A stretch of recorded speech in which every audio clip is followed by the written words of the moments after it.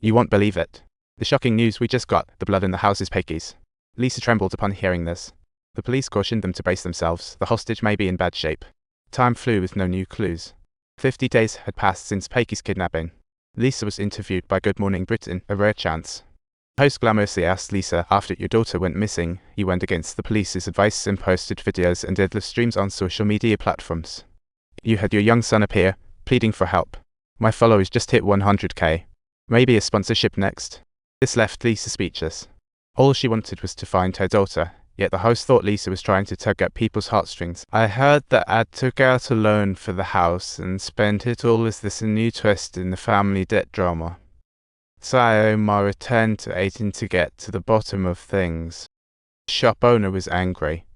After Sayoma's report, Aiton became a hotspot drawing young people for fun. The community was a chaotic mess, but honestly the locals just wanted to live a peaceful life. Everyone has the right to choose their own way of living, right? Sayoma apologized quickly after listening. Head investigated for a month and found Lisa was there on the day her father died. A woman who married abroad hadn't visited home in years, and when she finally did, her biological father passed away. Talk about coincidence, right? The shop owner said he didn't know either. Sayoma wasn't giving up. He found the local police station, where the first officer on the scene Lisa's dad fell accidentally. He had heart disease, confirmed by the coroner, as there was a major car crash that day. The police officer checked the scene and then zoomed off to handle the car accident, which was not far away. Subtitle: Sayoma stopped specially to look. Flowers and dolls lined the roadside. 5 years on, people still came to remember. Sayoma looked into the traffic accident and discovered that 2 people had lost their lives in it. Sayoma had the hunch that everything was connected. Meanwhile, Lisa was enjoying an event with her son. She snapped a pic of her son playing with friends, and immediately a parent came forward to criticize her. Lisa shot back, "What are you even talking about?" The parent bluntly said, "You're forcing your son to perform online for sympathy, just so you can be in the spotlight. It's honestly disgusting." Lisa was left speechless, not knowing how to respond. She hurriedly took her son home, only to find a stranger sitting in the living room. That introduced the stranger as a community worker checking in on George. That was the last straw for Lisa. "My son is doing just fine. He doesn't need anyone checking in on him," Lisa exclaimed, completely fed up. Sayoma's reporting had caused Lisa so much trouble. When the editor learned he was back in Aiton, he immediately warned him, "Stay out of Lisa." The company had received multiple complaints lately. A journalist's job is to report the facts. But the editor said word from above was clear. Lisa's reporting was no longer allowed because the kid might have already been harmed. But in reality, Peiqi was perfectly fine. Snow was just a pit stop for the kidnappers on their way to France. Peiqi got a nosebleed from bumping it. During that time, she asked a ton of questions about Peiqi answered her questions like an expert. To make Peiqi believe, she sneakily opened the wardrobe and pulled out a box from the back. Inside was a laptop. Reika found a baby photo she had collected and cleverly added Peiqi's birthmark to it. In other words, Peiqi isn't her daughter. Meanwhile, I've rushed out of the room. Media reporters besieged the door, so they had to move. Lisa refused. "We can't go. Peiqi staff is still here." "She's staying put. Reporters bring valuable traffic.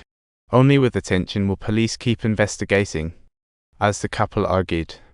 Baker knocked on the door of the shady passport maker, hoping to pay for a fake passport for Peiqi. The shady guy took one look at the photo and flat out refused. He'd seen the news about the missing girl and didn't want any trouble. He figured this was a job he wanted no part of. Baker surprised him by pulling out a whole bunch of cash. He collected the money and said, "You'll owe another bundle when it's done." Baker agreed without hesitation. Back home, she stuffed the extra cash into a tin, and little did she know that Peiqi was watching from outside. Sayoma started investigating that traffic accident. He found out that on the day of the accident, Lisa posted travel photos on her social media, not far from the accident. Interestingly, the person with her wasn't Tad, but a guy named Mark. Sayoma found that pretty odd. So he sent a message to Lisa asking, "Do you know Mark?" The message made Lisa tremble, and she quickly rummaged through her envelopes.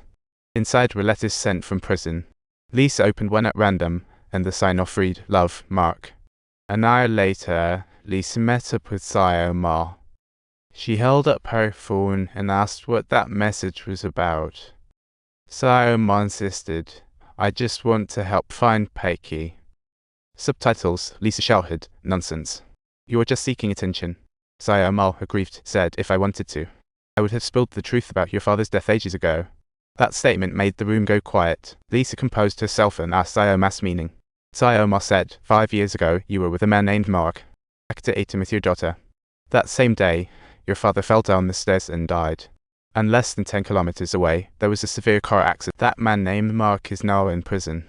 These events seem unrelated, but they could all connect, couldn't they?